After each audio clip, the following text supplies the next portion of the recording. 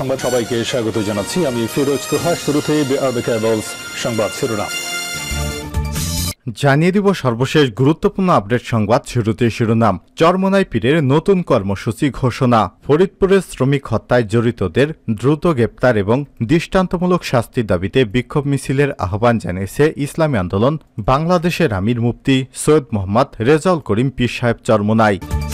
এরপর জানিয়ে দিব চাঁদা পেয়ে ছাত্রলীগ নেতাকে বেধড়ক পিটুনি। চাঁদপুরের ফরিদগঞ্জে উপজেলা ছাত্রলীগের এক নেতার কাছ থেকে চাঁদা না পেয়ে তাকে পিটিয়ে জখম করার অভিযোগ পাওয়া গেছে। বর্তমান আহত অবস্থায় তিনি হাসপাতালে চিকিৎসা নিচ্ছেন। এরপর জানিয়ে দিব চুয়েটে উপাচার্য অবরুদ্ধ, হল না ছাড়ার ঘোষণা শিক্ষার্থীদের। অনির্দিষ্টকালের জন্য ক্যাম্পাস বন্ধ ঘোষণার পর চট্টগ্রাম প্রকৌশল এবং প্রযুক্তি বিশ্ববিদ্যালয়ের চুয়েটের প্রশাসনিক ভবনের মূল দরজায় তালা দিয়েছে শিক্ষার্থীরা। এ ভবনে উপাচার্য সহ উপাচার্য রেজিস্ট্রারের কার্যালয় রয়েছে। তারা তিনজনই ভবনের ভেতরে অবস্থান করছেন বলে জানা গেছে। বৃহস্পতিবার 25 এপ্রিল বিকাল 4:30টার দিকে তালা দিয়ে আন্দোলনরত ছাত্রছাত্রীরা ভবনের নিচে অবস্থান নিয়েছে। এদিকে হলফনামায় এমপি পুত্রের 1.5 কোটি টাকার সম্পদের তথ্য গোপনের অভিযোগ। দ্বিতীয় ধাপে লালমনিরহাট কালীগঞ্জে উপজেলা পরিষদ নির্বাচনে সাবেক সমাজকল্যাণমন্ত্রী এবং বর্তমান সংসদ সদস্য নুরুজ্জামান আহমেদের পুত্র রাকিবুজ্জামান আহমেদের চেয়ারম্যান পদে দাখিল করা নির্বাচনী হলফনামায় 1,66,00,000 টাকা মূল্যের সম্পত্তি তথ্য গোপনের অভিযোগ উঠেছে। জানিয়ে দিব উপনির্বাচনকে সামনে রেখে ফের উত্তপ্ত শৈলকুপা। আসন্ন শৈলকুপা উপজেলা নির্বাচন এবং সংসদ নির্বাচনকে কেন্দ্র করে ফের উত্তপ্ত হতে চলেছে শৈলকুপা। ভোটকে কেন্দ্র করেই চলে সামাজিক দলে যোগদান এবং দল ভাঙা করার খেলা। এরই সূত্র ধরে সংঘর্ষ এবং আতর্কিত হামলার ঘটনা যেন নিত্যদিনের সঙ্গী। এবং সর্বশেষ জানিয়ে দিব সপ্তাহে 6 দিন শিক্ষা প্রতিষ্ঠান খোলা রাখার সিদ্ধান্ত। রোববার থেকে ক্লাস শুরু। এখন থেকে সপ্তাহে 6 দিন শিক্ষা প্রতিষ্ঠান খোলা থাকবে বলে জানিয়েছে শিক্ষা মন্ত্রণালয়। পরবর্তী নির্দেশনা না দেওয়া পর্যন্ত শনিবারও শিক্ষা প্রতিষ্ঠান খোলা থাকবে। এছাড়াও চলমান তাপপ্রবাহের মধ্যে আগামী রোববার থেকে স্কুল, কলেজ, মাদ্রাসা এবং কারিগরি শিক্ষা প্রতিষ্ঠানে শ্রেণী কার্যক্রম পরিচালনার সিদ্ধান্ত নিয়েছে সরকার। বৃহস্পতিবার 25 এপ্রিল শিক্ষা মন্ত্রণালয়ের বিজ্ঞপ্তিতে এই নির্দেশনা জারি করা হয়েছে। প্রিয় দর্শক, এতক্ষণ শুনছিলেন সংবাদ শিরোনাম, এবারে বিস্তারিত। তবে তার আগে বন্ধুরা, আপনি কোন জেলা থেকে আমাদের সংবাদটি দেখছেন কমেন্ট করে জানিয়ে দিন এই সংবাদ সম্পর্কে আপনার মূল্যবান মতামত। প্রিয় দর্শক, আপনি যদি আমাদের চ্যানেলে নতুন হয়ে থাকেন, ভিডিওটি দেখতে দেখতে চ্যানেলটি সাবস্ক্রাইব করে রাখুন, যাতে করে আমাদের লেটেস্ট আপডেট সংবাদগুলো সবার আগে আপনার কাছে পৌঁছে যায়। এবারে বিস্তারিত। চরমোনাই পীরের নতুন কর্মসূচি ঘোষণা। ফরিদপুরের শ্রমিক হত্যায় জড়িতদের দ্রুত গ্রেপ্তার এবং দৃষ্টান্তমূলক শাস্তির দাবিতে বিক্ষোভ মিছিলের আহ্বান জানিয়েছে ইসলামী আন্দোলন বাংলাদেশের আমির মুফতি সৈয়দ মোহাম্মদ রেজাউল করিম পীর সাহেব চরমোনাই। বৃহস্পতিবার 25 এপ্রিল এক বিবৃতিতে এই কর্মসূচি ঘোষণা করা হয়। বিবৃতিতে বলা হয়, শুক্রবার 26 এপ্রিল বাদ জুমা জাতীয় মসজিদ বাইতুল মোকাররমের উত্তর গেইটে দলটি ঢাকা মহানগর উত্তর ও দক্ষিণের উদ্যোগে এই কর্মসূচি পালন করা হবে। বিবৃতিতে মুফতি সৈয়দ মোহাম্মদ রেজাউল করিম পীর সাহেব বলেন, দেশের সার্বিক পরিস্থিতি অত্যন্ত উদ্বেগজনক। ইসলাম এবং ইসলামী মূল্যবোধ ভুলুণ্ঠিত হচ্ছে সর্বত্র। একদিকে জনমতকে উপেক্ষা করে শরীফ থেকে শরীফার গল্প কারিকুলামে বহাল রাখার অপরিণামদর্শী খেলায় মেতে উঠেছে। অপরদিকে চট্টগ্রামের চক্ষু হাসপাতালে বোরকা নিষিদ্ধ করে প্রজ্ঞাপন জারি করে ধর্মীয় অনুভূতিতে আঘাত এনেছে। এ সময় তিনি বলেন, বৃষ্টির জন্য আল্লাহর রহমত কামনা করে সালাতুল ইস্তিসকার আয়োজন করতে দেয়নি ঢাকা বিশ্ববিদ্যালয়ের কর্তৃপক্ষ। এসব কিসের আলামত? ঢাকা বিশ্ববিদ্যালয়ের জায়গা দান করেছে মুসলমান স্যার সলিমুল্লাহ। মুসলমানের ভূমিতে নামাজ হবে, ইফতার হবে, কোরআনের ক্লাস হবে, ইসলাম চর্চা হবে, এটাই স্বাভাবিক। কিন্তু কি হচ্ছে? মাহে রমজানের পবিত্রতা নষ্ট করে ঢাবিতে হোলি খেলা হচ্ছে। তাতে তো কোন নিষেধাজ্ঞা দেয়নি ঢাবি কর্তৃপক্ষ।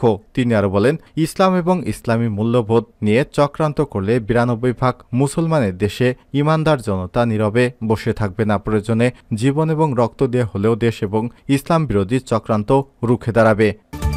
চাঁদা না পেয়ে ছাত্রলীগ নেতাকে বেধড়ক পিটুনি। চাঁদপুরের ফরিদগঞ্জ উপজেলা ছাত্রলীগের এক নেতার কাছ থেকে চাঁদা না পেয়ে তাকে পিটিয়ে জখম করার অভিযোগ পাওয়া গেছে। বর্তমানে আহত অবস্থায় তিনি হাসপাতালে চিকিৎসাধীন রয়েছেন। বৃহস্পতিবার 25 এপ্রিল দুপুরে ফরিদগঞ্জ থানা মোড়ে সোহাগের নিচের গার্মেন্টসে এ দুর্ঘটনা ঘটে। খবর পেয়ে চাঁদপুরে 250 শয্যা বিশিষ্ট জেনারেল হাসপাতালে দেখতে ছুটে যান উপজেলা আওয়ামী লীগের সাধারণ সম্পাদক সায়েদ সরকার সহ দলীয় নেতাকর্মী। এ সময় তারা ক্ষোভ প্রকাশ করেন। ছাত্রলীগের ওই নেতার নাম মাহবুবুল আলম হানিফ সোহাগ। তিনি ফরিদগঞ্জ উপজেলা ছাত্রলীগের সাবেক সাধারণ সম্পাদক এবং সাবেক সভাপতি। সোহাগ বলেন, সামনের উপজেলা নির্বাচনের জন্য আমি নাকি একজনের থেকে ৫ লক্ষ টাকা এনেছি, সেই টাকা এখনই বের করে দে বলে আমাকে আর কোনো কথা বলার সুযোগ না দেয় জাহাঙ্গীর পালোয়ানের নেতৃত্বে আলমগীর হোসেন আলো, মোসাদ্দেক হোসেন নাসির সহ অজ্ঞাত ২০ থেকে ৫০ জন সংঘবদ্ধভাবে পূর্ব পরিকল্পিত এই চাঁদার টাকা না পেয়ে দেশীয় অস্ত্র দিয়ে আমাকে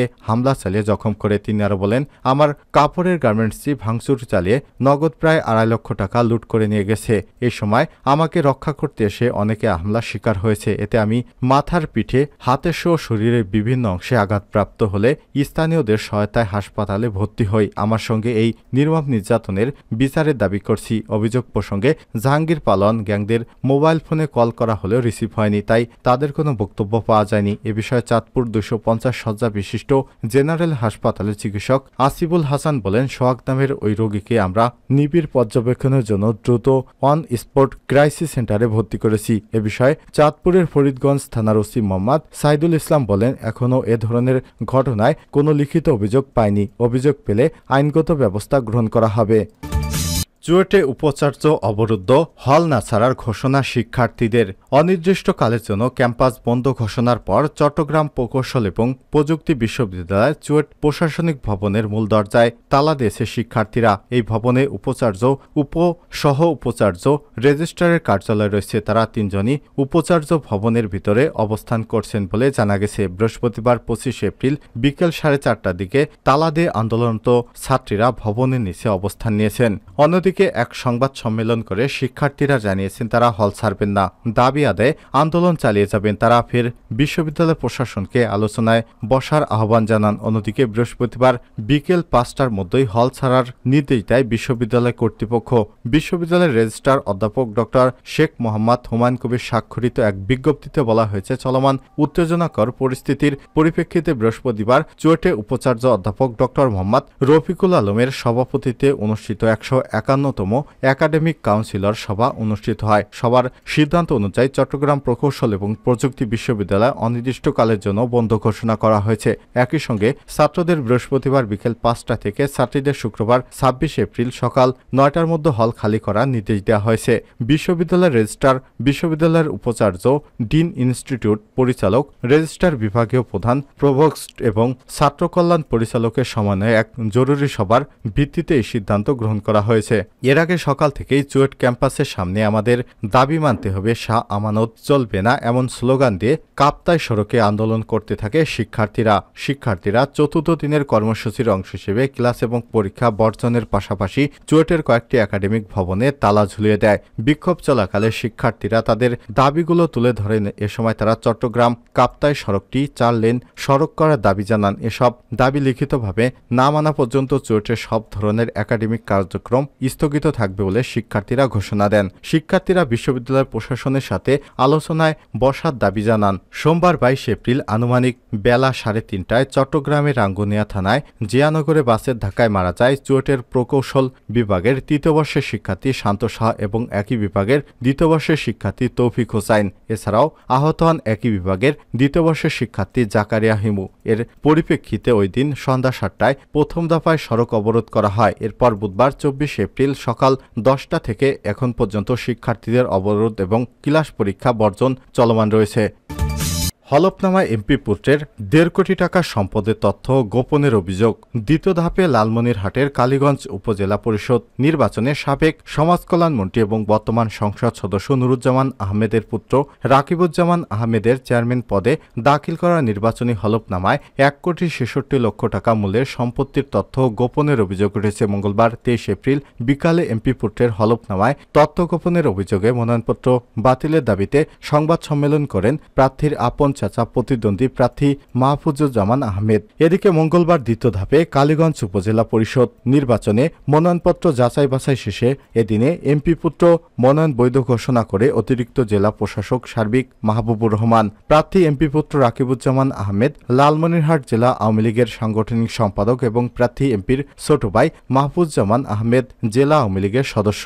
সংবাদ সম্মেলনে বক্তব্যে কালীগঞ্জ উপজেলা পরিষদ চেয়ারম্যান পদপ্রার্থী মাহবুবুজ্জামান বলেন, প্রার্থী প্রার্থী এমপি পুত্র রাকিবুজ্জামান আহমেদ তার হলফনামায় তথ্য গোপন করেছে। জমি ক্রয়ের দলিল এবং সরকারি বেতন উত্তোলন গোপন করে তথ্য গোপন করেছেন, যা শাস্তিযোগ্য অপরাধ। দাখিলকৃত প্রমাণ তথ্যাদি অনুসারে প্রার্থী রাকিবুজ্জামান আহমেদের মোট জমির পরিমাণ 42.23 একর। এর মধ্যে প্রার্থী 16.65 একর জমির বিবরণ উল্লেখ করেছেন। অবশিষ্ট 25.58 একর জমির মূল্য 1,46,85,000 টাকা, যা প্রার্থী তার দাখিলকৃত হলফনামায় উল্লেখ করেনি। প্রার্থী 1 বছর সরকারি কলেজ থেকে প্রভাষক পদে প্রাপ্ত বেতন তিনি উল্লেখ করেননি। এভাবে বিভিন্ন সম্পদের তথ্য তিনি গোপন করেছেন। এ কারণে তার চেয়ারম্যানের মনোনয়নপত্র বাতিলের দাবি জানায়। এ ব্যাপারে উপজেলা পরিষদ চেয়ারম্যান প্রার্থী সাবেক মন্ত্রী এবং পুত্র রাকিবুজ্জামান আহমেদ সাংবাদিকদের জানান, তিনি পারিবারিক সিদ্ধান্ত উপজেলা পরিষদ নির্বাচনে চেয়ারম্যান পদে প্রার্থী হতে